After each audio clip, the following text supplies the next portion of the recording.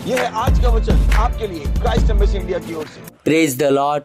स्वागत है आपका आज के हमारे प्यारी दैनिक अध्ययन का वास्तविकता संग्रह अध्ययन का में, जिसके लेखक हैं रेवरेंड डॉक्टर पास्टर क्रिस अकिलो में DSC DD। और वास्तविकता संग्रह तैयार करे आपको दिन के लिए और दिन को तैयार करे आपके लिए। Praise the Lord. आज दिनांक 4 जून दिन बुधवार और संदेश का शीर्षक है यीशु का क्रूसीकरण और पुनरुत्थान। Praise the Lord. शुरुआती वचन है भजन संहिता के 16 अध्याय 10वें वचन से, और ये कहता है, क्योंकि तू मेरे प्राण को अधोलोक में न छोड़ेगा, न अपने पवित्र भक्त को सड़ने देगा। Praise the Lord. Pastor Chris बता रहे हैं, प्रभु यीशु के विषय में सारी बातों की भविष्यवाणियां पहले ही कर दी गई थी। उनका जन्म, उनका जीवन, उनकी मृत्यु, गाड़ा जाना, पुनरुत्थान और स्वर्ग में उनका महिमामयी अवरोहण। इसमें कोई आश्चर्य नहीं कि उसने कहा इब्रानियों के 10 अध्याय 7 वचन में, देख मैं आ गया हूँ, पवित्र शास्त्र में मेरे विषय में लिखा हुआ है, ताकि हे परमेश्वर तेरी इच्छा पूरी करूँ। Praise the Lord.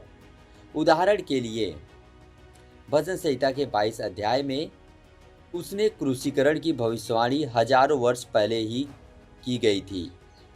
भजन संहिता के 22 अध्याय में भजनकर्ता ने इसका एक सुंदर वर्णन प्रदान किया है। संपूर्ण उल्लेख पढ़िए।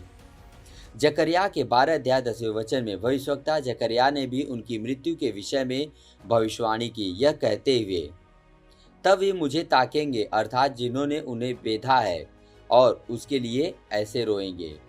इस भविष्यवाणी में यीशु के हाथ और पैर छेद जाने की बात कही गई थी, जो कि उनके क्रूसीकरण के दौरान घटित हुआ। इसके अतिरिक्त भजन संहिता के 16 अध्याय 10वें वचन में बाइबल हमें उनके पुनरुत्थान के विषय में बताता है, यह कहते हुए, क्योंकि तू मेरे प्राण को अधोलोक में न छोड़ेगा, न अपने पवित्र भक्त को सड़ने देगा। Praise the Lord.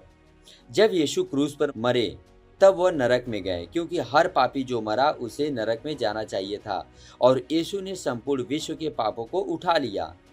किंतु नरक में उसने शैतान और अंधकार के दानवों को हराया और विजयी रूप से फिर से जीवित हुआ। योना के अनुभव ने भी उसके पुनरुत्थान की पूर्व सूचना दी। योना के पहले अध्याय 17 वचन में बाइबल कहती है, और योना मछली के पेट में 3 दिन और 3 रात था। Praise the Lord.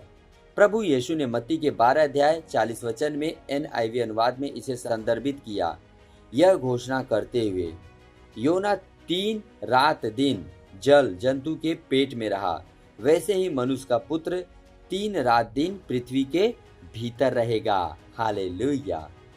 भजन संहिता के 110 अध्याय पहले वचन में यीशु की महिमा की भविष्यवाणी है।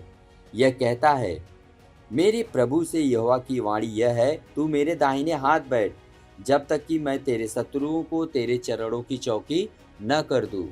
प्रभु यीशु ने इस बात की पुष्टि की कि यह भविष्यवाणी की उन्हें संदर्भित करती थी।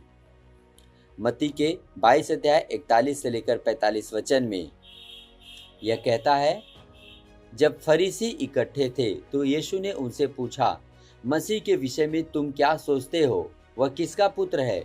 उन्होंने उससे कहा, दाऊद का। उसने उनसे पूछा, तो दाऊद आत्मा में होकर उसे प्रभु क्यों कहता है? प्रभु ने मेरे प्रभु से कहा, मेरे दाहिने बैठ, जब तक कि मैं तेरे बैरियों को तेरे पांवों के नीचे न कर दूं। भला जब दाऊद उसे प्रभु कहता है तो वह उसका पुत्र कैसे ठहरा? ये भविष्यवाणियां और उनका पूर्ति यीशु द्वारा अपनी मृत्यु और पुनरुत्थान के बारे में कही गई बातों को समझने के लिए आवश्यक है। वे इस सच्चाई का सत्यापन करते हैं कि वह सच में परमेश्वर का पुत्र है, अर्थात मानवीय शरीर में परमेश्वर, जैसा कि रोमियो के पहले अध्याय 14 वचन में बाइबल हमें बताता है। यह कहता है कि यीशु पवित्रता की आत्मा के भाव से मरे हुए में से जी उठने के कारण सामर्थ्य के साथ परमेश्वर का पुत्र ठहरा है। परमेश्वर की महिमा हो। अभी यह समय है प्रार्थना का। अब मेरे पीछे इस प्रार्थना को कीजिए। प्यारे पिता, मैं आपके प्रेम के निर्विवाद प्रमाण को मानता हूँ, जो कि यीशु मसीह की मृत्यु, गाड़े जाने और पुनरुत्थान के द्वारा दर्शाया गया।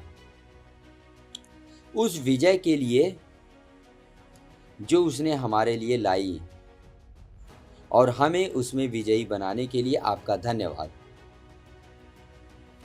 मैं उसके पूर्ण किए गए कार्यों की वास्तविकता में जीता हूं, पृथ्वी के छोर तक उसके प्रभुत्व और सत्यनिष्ठा की घोषणा करते हुए। हालेलुया। अतिरिक्त अध्ययन के लिए भी आप वचन पढ़िए। भजन संहिता का 22 अध्याय 14 से लेकर 16 वचन, यशायाह का 53 अध्याय 5वां वचन और मत्ती का 28 अध्याय 5वां 6वां वचन। और हर दिन एक वर्षीय बाइबल अध्ययन योजना का भी पालन कीजिए, जिसमें आज पढ़ रहे हैं एक वर्षीय बाइबल अध्ययन योजना में यूहन्ना का 18 अध्याय 28 वचन से लेकर और 19 अध्याय 1 से लेकर 16 वचन और पहला इतिहास का 14 से लेकर 16 अध्याय तक।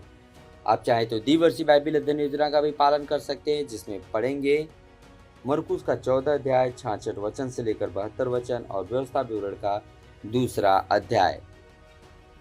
और अधिक जानकारी के लिए या वास्तविकता संग्रह को भारत के किसी दूसरी भाषाओं में प्राप्त करना चाहते हैं तो हमसे संपर्क कीजिए हमारे इस नंबर पे 9819840851। और यदि आप वास्तविकता संग्रह को दूसरी भाषाओं में भी प्राप्त करना चाहते हैं तो हमसे संपर्क कीजिए। आपका बहुत बहुत धन्यवाद। प्रभु आपको आशीष दे।